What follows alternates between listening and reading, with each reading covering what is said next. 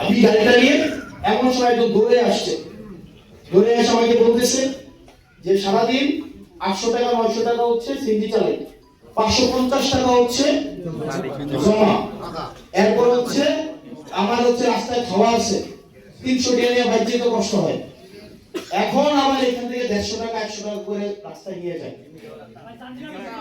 এখন 100 টাকা এখন এগুলা নিয়ে দল চালায়।